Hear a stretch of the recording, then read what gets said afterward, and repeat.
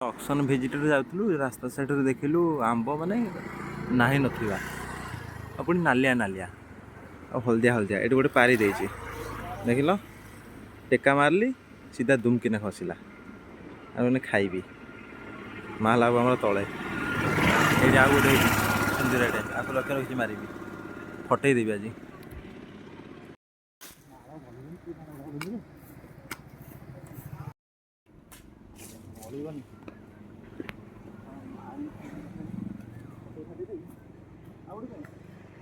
ଆଉ ଯାନା ମଶାଣି ଅଛି, ସେ ଭୂତ ନେଇଗଲା।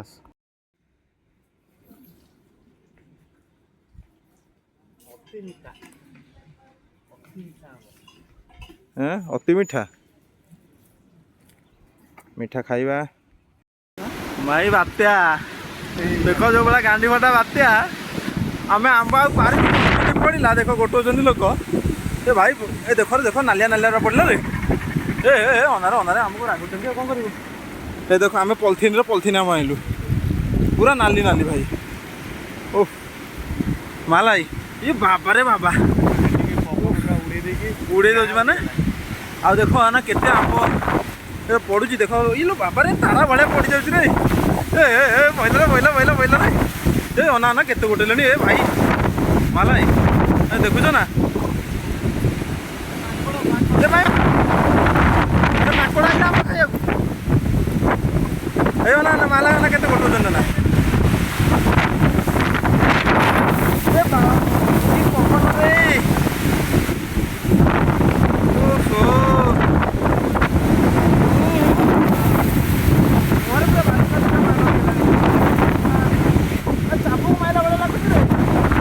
ଚାବୁକୁ ମାଇଲା ଭଳିଆ ଲାଗୁଛି।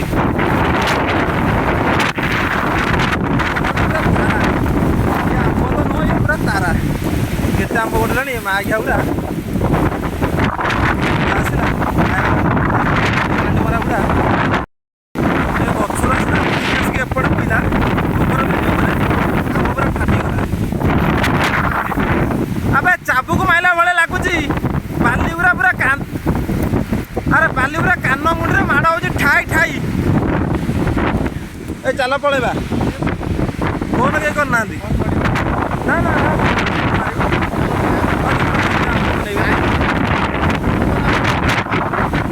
ପଳେଇବା। ଉଡ଼େଇଦେଲା।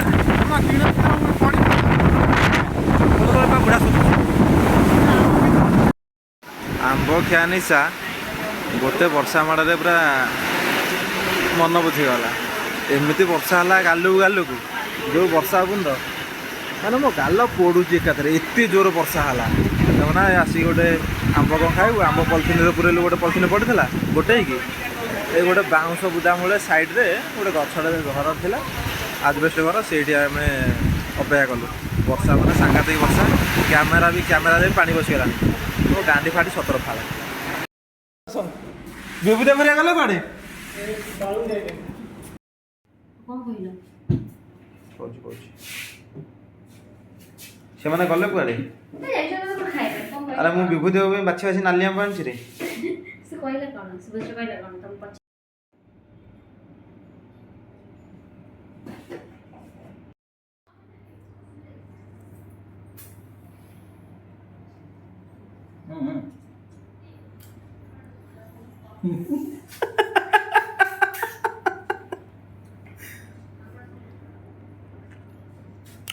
ଭଲ ଲାଗୁନି ମିଠା? ବଢ଼ିଆ ଆମ୍ବ ବିଷୟରେ ଦୁଇ ପଦ କୁହ। ଆମ୍ବଟା କେମିତି ଲାଗିଲା?